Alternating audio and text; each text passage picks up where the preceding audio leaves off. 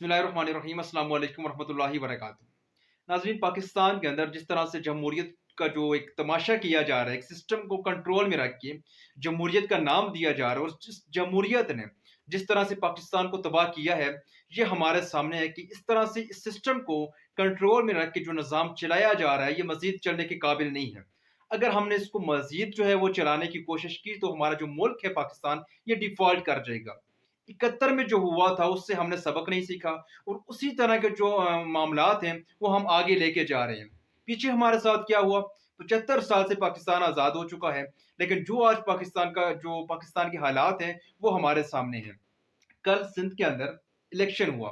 सिंध के अंदर बल्दियाती इलेक्शन हुआ, कराची के अंदर और हैदराबाद के अंदर। वहां पे जो धांधली हुई है, बल्कि आप इसको धांधला कह सकते हैं, जो धांधला वहां पे जो है किया गया है, उसके बाद जो उसके नतायज आए हैं, जो वहां पे जो भी कुछ हुआ है। देखिए, एक तो पहले जब ये सब कुछ होता था, उस वक्त मीडिया जो है वो नहीं था, और उसके अलावा जो सोशल मीडिया जो है ये नहीं था। मीडिया को अगर कंट्रोल कर भी लिया जाता है, तो सोशल मीडिया जो है इसको आप कंट्रोल में नहीं रख सकते। अब ये जो कल जो भी कुछ हुआ है, ये सब कुछ पाकिस्तान की अवाम ने देखा है। ये जमहूरियत इस तरह से अगर किसी और मुल्क के अंदर जमहूरियत अगर है, तो आप मुझे बता दें कि फिर मैं मानूं कि हाँ, ये पाकिस्तान के अंदर जमहूरियत है। ये पाकिस्तान के अंदर जमहूरियत नहीं है, बल्कि रियासत में कुछ अहम ओहदों पे कुछ लोग बैठे हैं जो माफियाज का साथ दे रहे हैं। माफियाज का साथ इसलिए दे रहे हैं क्योंकि उनके अपने भी कुछ मफादात हैं। इसी पे हम थोड़ी तफसीली बात करेंगे कि किस तरह से इस सिस्टम को जो कंट्रोल में रख के जो निज़ाम चलाने की कोशिश की जा रही है, किस तरह से ये पाकिस्तान के लिए तबाहकुन है। लेकिन उससे पहले ये जो सिंध का जो इलेक्शन हुआ है, ये जिस तरह से आम इंतखाबात में, अगर यही इलेक्शन आम इंतखाबात में हुआ, यही सब कुछ आम इंतखाबात में हुआ, तो मैं आपको पहले से बता रहा हूँ कि पाकिस्तान में खूनी इलेक्शन होगा। इलेक्शन इसलिए होगा क्योंकि रियासत जो है वो साफ और शफाफ इंतखाबात करवाने में मुकम्मल तौर पर नाकाम है। क्या हमारे सिक्योरिटी अदारे और क्या इलेक्शन कमीशन। इलेक्शन कमिश्नर जो है, पहले जब इमरान खान के दौरे हुकूमत में ईवीएम जो है वो उसको लॉन्च किया जा रहा था, अगर इन्होंने पाकिस्तान में साफ और शफाफ इंतखाबात करवाने होते, तो उसमें जो गलतियां हैं वो निकालते, उनको गलतियों को दुरुस्त करते और ईवीएम को लेके आते। लेकिन इन्होंने ईवीएम को बैक पे कर दिया। बैक पे इसलिए किया क्योंकि इलेक्शन वाले दिन तो जो धांधली होती है वो उससे रुक जाती थी। अगर इलेक्शन वाले दिन धांधली को रोका जा सकता, तो फिर जो एस्टेब्लिशमेंट के जो मोरे हैं, जो उनके जमाते हैं, जिनके जरिए वो सिस्टम को कंट्रोल करते हैं, जिस तरह से एमक्यूएम है, जिस तरह से पीपल पार्टी है, जिस तरह से पाकिस्तान मुस्लिम लीग नून है, ये तमाम वो सियासी जमातें हैं जिनको एस्टेब्लिशमेंट कंट्रोल में रख के एक निज़ाम चलाती है। बैसाखियों के सहारे ये जो सिस्टम है इसको खड़ा करती है, और ये जब बैसाखियों के सहारे जो सिस्टम खड़ा होता है, फिर इसमें इतनी ताकत नहीं होती कि ये मुश्किल फैसले कर सके, ये कौमी मफादात में फैसले कर सकते, या ये आज़ादाना फैसला कर सके, या ये पाकिस्तान के मफाद में फैसले कर सके। क्योंकि आप जब भी इनके खिलाफ फैसले करेंगे जो कि इन्हें कबूल नहीं होंगे, फिर ये आपको हिट करेंगे। इनके पास आपके राज होते हैं, इनके पास आपकी कमजोरियां होती हैं। ये आपके ऊपर जो है वो केसेस बनाते हैं, चाहे वो एफआईए के जरिए बनाएं, चाहे वो आम किसी भी तरह से ये बना सकते हैं, एफआईए के जरिए बना सकते हैं, नैब के जरिए बना सकते हैं, इलेक्शन कमीशन में कोई केस बना सकते हैं। इनके पास बहुत कुछ होता है।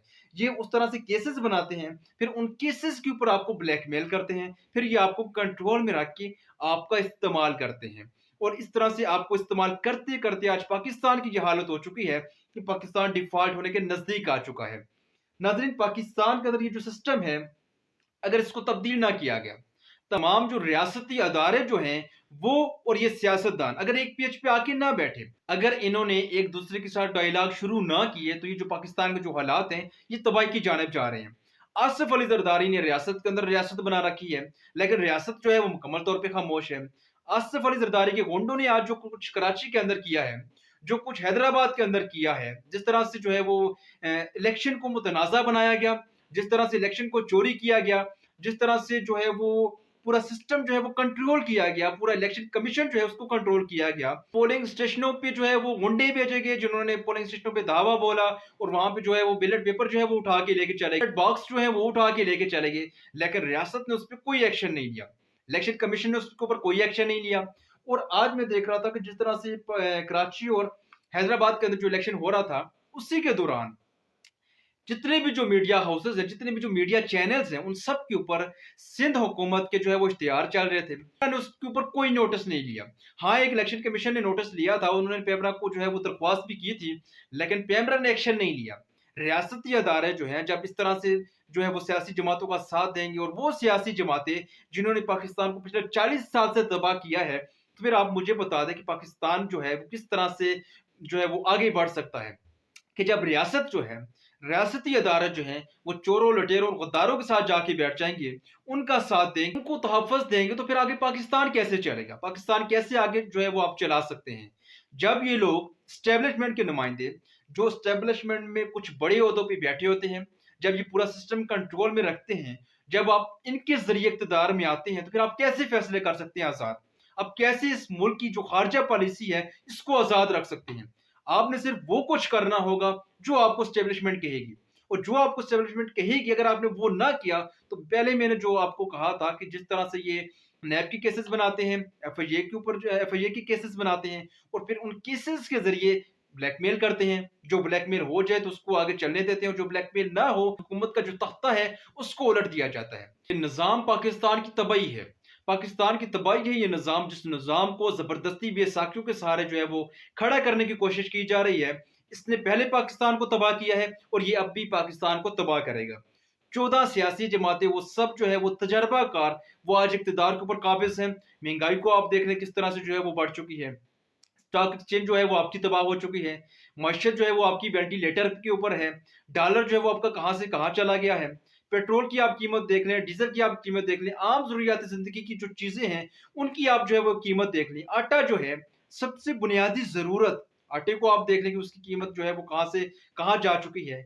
और ये जो तजर्बाकार जो लोग हैं, एस्टेब्लिशमेंट भी इनके साथ शामिल है।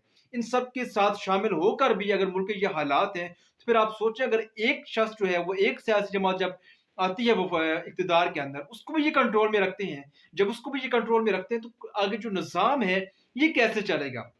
अब ये कह लें कि इमरान खान जो है वो नायल है, इमरान खान को एस्टेब्लिशमेंट लेके आई है, इमरान खान जो भी है, वो तो हो गया साइड पे। अब 13 सियासी जमातें इक़्तिदार में हैं, और जो है वो तमाम रियासती ताकत, तमाम रियासती प्रोटोकॉल इनके साथ है। और मुल्क के हालात आप देख लें कि क्या मुल्क के हालात हैं। क्यों हैं? क्योंकि ये जो निज़ाम है, ये निज़ाम पाकिस्तान की तबाही है। आप चाहे किसी को भी लेके आ जाएँ, निज़ाम जब तक आप नहीं बदलेंगे, तब तक जो पाकिस्तान के हालात है वो नहीं बदलेंगे। मैनेजमेंट ने अब भी अगर 71 से सबक ना सीखा, तो फिर आगे जाके पाकिस्तान के लिए जो मुश्किलात हैं वो बहुत ज़्यादा हो जाएँगी। देखिए, एक चीज़ मैं पहले कई बार कह चुका हूँ कि पूरी दुनिया के अंदर एस्टेब्लिशमेंट पूरी दुनिया की होती है, हर मुल्क के अंदर एक एस्टेब्लिशमेंट होती है।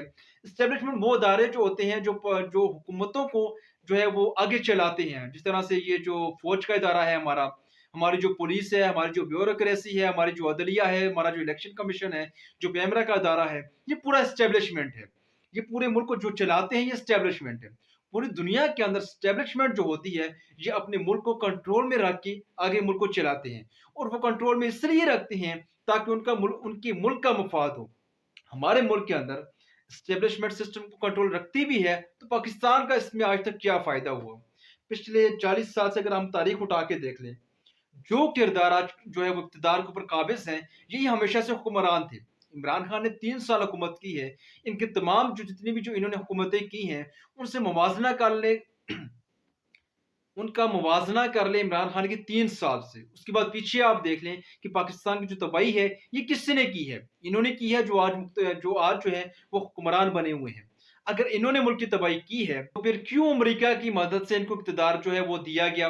क्यों इनको इक़्तिदार सौंपा गया? अगर इन्होंने मुल्क तबाह नहीं किया, ये इमरान खान से बेहतर है, तो फिर पाकिस्तान को तबाह किया किसने है? ये जो महँगाई का तूफ़ान है, ये जो तबाह होती जो मईशत है, जो दहशतगर्दी जो है वो केपी के अंदर दाखिल हो चुकी है, जो स्टॉक एक्सचेंज है वो तबाह हो चुकी है, इंडस्ट्रीज पाकिस्तान के अंदर बंद हो चुकी है। इन्होंने जो है वो पाकिस्तान को तबाह नहीं किया। अगर इन्होंने पाकिस्तान का ये हाल नहीं किया, अगर इन्होंने पाकिस्तान को डिफ़ॉल्ट के करीब लेके नहीं आए, फिर पाकिस्तान की तबाही का ज़िम्मेदार कौन है?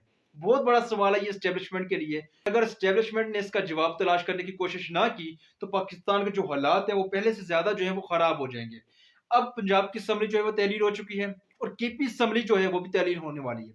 इलेक्शन आगे आ रहे हैं, अगर हमने जल्द से जल्द आम इंतखाबात का ऐलान ना किया, تو پھر بھی ہمارے جو آگے جو حالات ہیں یہ تباہ کن ہیں۔ یہ جو امپورٹڈ حکومت ہے یہ عوام کی ووٹ سے جو ہے وہ اقتدار میں نہیں آئی، اس لیے عوام بھی جو ہے ان کے ساتھ نہیں ہے، تو پھر یہ کس طرح سے فیصلے کریں گے؟ کیا مشکل فیصلے کریں گے؟ عوام کیوں ان کا ساتھ دیں گے؟ اور عوام اس وقت تو اسٹیبلشمنٹ کا ساتھ نہیں دے رہے، فوج کے ساتھ نہیں کھڑے ہو رہے، کیونکہ اسٹیبلشمنٹ جو ہے یہ چوروں لٹیروں کے ساتھ جا کے بیٹھ چکی ہے، تو عوام ان کا ساتھ کیوں دیں گے؟ اب جب اسمبلیاں جو ہے وہ تحلیل ہو چکی ہیں، اب ان سب کو یہ چیز چاہیے، ان سب کو چاہیے کہ عام انتخابات کا ماحول بنائیں، عام انتخابات کا ماحول بنائیں، صاف اور شفاف انتخابات کروائیں۔ یہ جو انتخابات ہوئے ہیں کراچی اور حیدرآباد کے اندر، اس طرح کے الیکشن اگر پورے پاکستان میں ہوئے تو الیکشن جو ہے وہ خونی ہو جائے گا۔ ان معاملات سے بچنے کے لیے، پاکستان کے مفاد کے لیے الیکشن کا صاف اور شفاف ہونا بہت ضروری ہے۔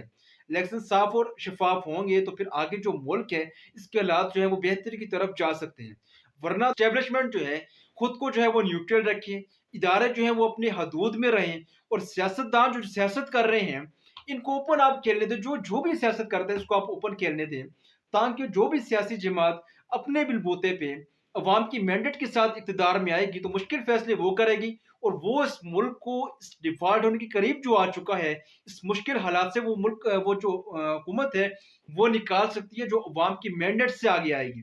اسٹیبلشمنٹ جس کو بھی آگے لے کے آئے گی وہ جو ہے وہ مشکل فیصلے نہیں کر سکتے، اور اب اسٹیبلشمنٹ کو ملک کے مفاد میں یہ تمام چیزیں جو ہے وہ دیکھنی چاہیے۔ امید ہے 71 سے اسٹیبلشمنٹ نے سبق سیکھا ہوگا، پہلے یہ جو غلطیاں ہوئی ہیں اب ان کو سدھارا جائے گا، اور آگے جو ہے سسٹم کو جس کو بے ساختیوں کے سہارے مزید کھڑے کرنے کی کوشش کی جا رہی ہے اس کو کھڑا کرنے سے جو ہے وہ روکا جائے گا، اور ایک ایسی حکومت کو جو ہے وہ اقتدار دیا جائے گا جو عوامی طاقت کے ساتھ، دو تہائی اکثریت کے ساتھ مضبوط بن کے اقتدار میں آئے گی، مشکل فیصلے کرے گی، اور پاکستان کو اس ڈیفالٹ ہونے کے جو قریب آ چکا ہے اس مشکل وقت سے پاکستان کو نکالے گی۔ یہ اسی صورت میں ممکن ہے جب اسٹیبلشمنٹ سیاست سے خود کو الگ کر لے گی، اور جو بھی حکومت آئے گی وہ پوری طاقت کے ساتھ اقتدار میں آئے گی، جو آزادانہ فیصلے کرے گی، جو پاکستان کی جو خارجہ پالیسی جو ہے اس کو آزاد کر کے آزاد فیصلے کرے گی۔ جب حکومتیں آزاد فیصلہ کریں گی تو پھر پاکستان جو ہے ان مشکل حالات سے نکل آئے گا، ورنہ تو یہی حالات رہے جو پہلے سے ہوئے تھے، آگے جا کے پاکستان کا کوئی بھی مستقبل نہیں ہے۔